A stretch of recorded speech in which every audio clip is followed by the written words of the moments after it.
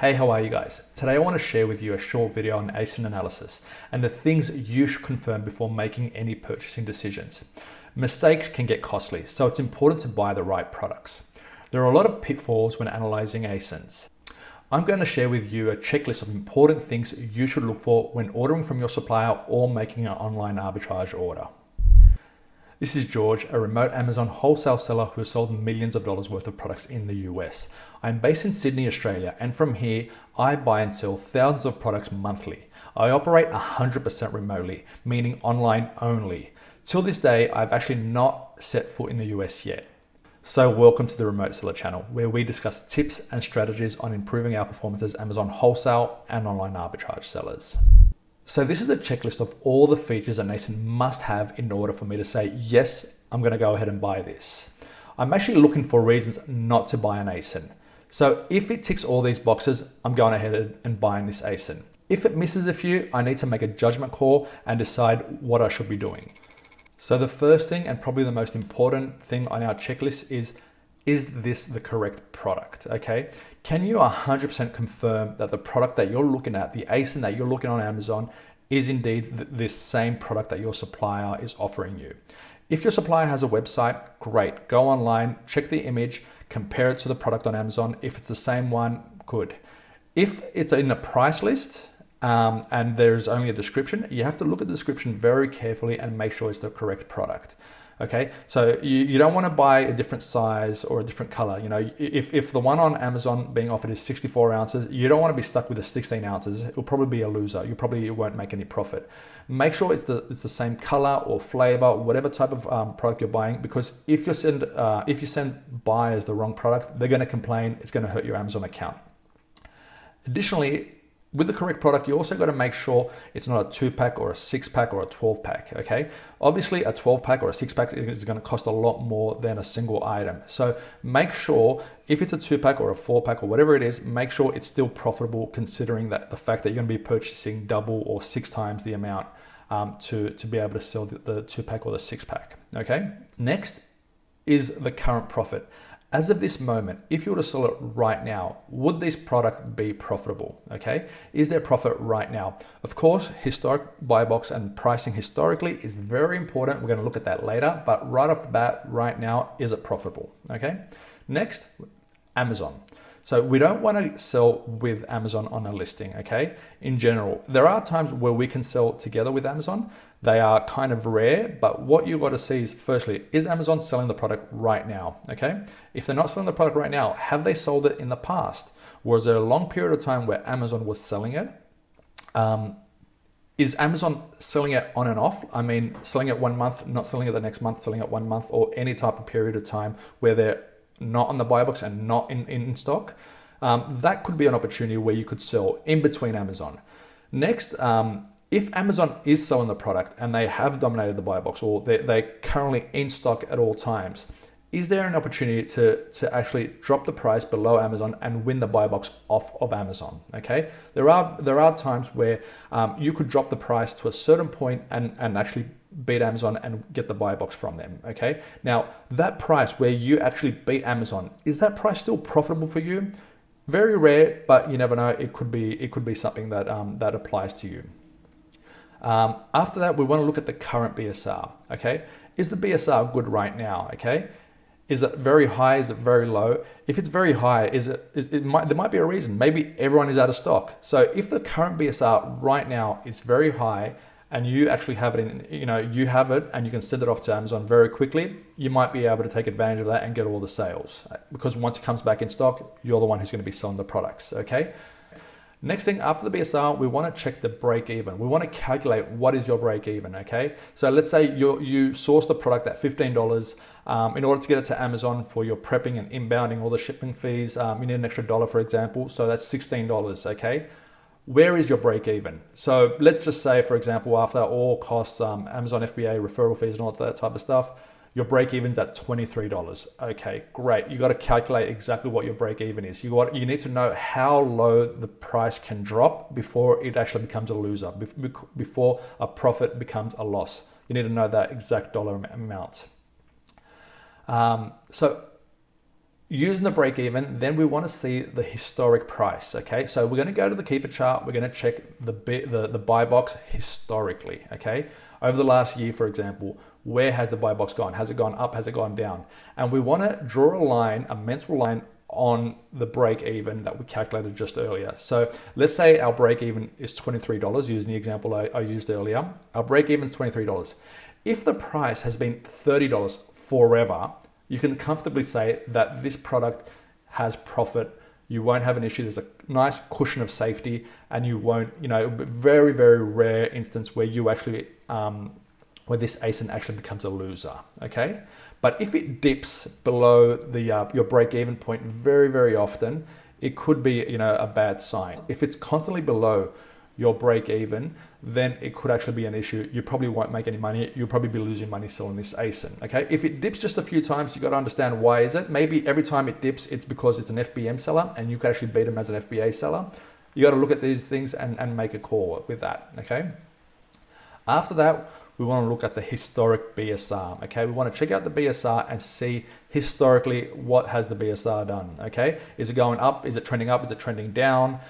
Is it choppy? Are there times where it goes up very high, down very low, up very high, down very low?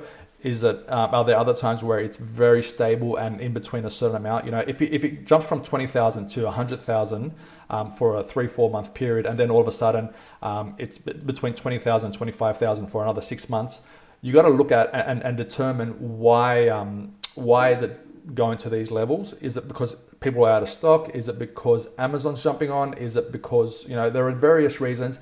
You got to look at the BSR chart and understand what that reason is, and if that reason still works for you to actually buy the ASIN and sell it, okay?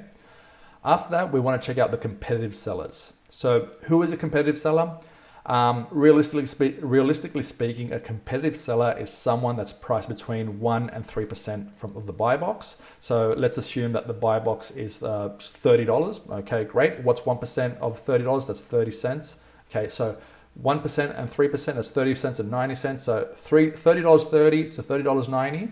So anyone between $30 and $30.90 is probably a competitive seller in this case. And they could probably be within buy box rotation, okay? So that's your competition. We've got to work out competition, because after that, when we actually calculate the sales estimate, we've got to consider our competitive sellers as people that are going to be rotating in the buy box with us. So we're going to have to share the buy box and share sales with those sellers, okay? So that's why we've got to know who and how many competitive sellers there are on this listing at this given time, okay? Next, we want to work out the total sellers, okay? So we want to scroll down to our keeper chart and look at the seller graph, and we want to see, is it trending up or is it trending down? If it's trending up, there's most likely going to be a lot more sellers, and they're going to start dropping the price to win the sales, and the price is going to just keep dropping, and it's going to be a race to the bottom. So you want to avoid that. A listing that went from 10 sellers to 30 sellers is probably a very bad sign, okay? But from 30 sellers, if it starts dropping down to 25, and it looks like it's going on a downward trend, then that might be an opportunity for you to get in there and start selling the products, okay? Next, variation, okay? If the product's not part of a variation, great. The sales estimate that is given to the product, whether you use Jungle Scout or X-Ray or whatever tool you use, most likely that is kind of correct. It's a good estimate. But if it's part of a variation, depending on how many variations there are within this variation set, how many ASINs there are, those sales are accumulated together. So if there's five ASINs, and your sales estimator is telling you that there are 1,000 sales on this ASIN, it's not for the ASIN you're looking at, it's for all 5 ASINs.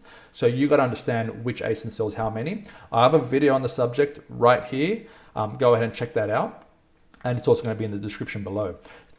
The next thing you want to see is if the manufacturer or the brand is actually selling this product. If they are selling the product, they're not going to want you selling the product on the listing with them. They're going to get angry at you. They'll probably try to kick you off. They might send you an account health notification. It's something you probably want to avoid if they're the only seller, okay?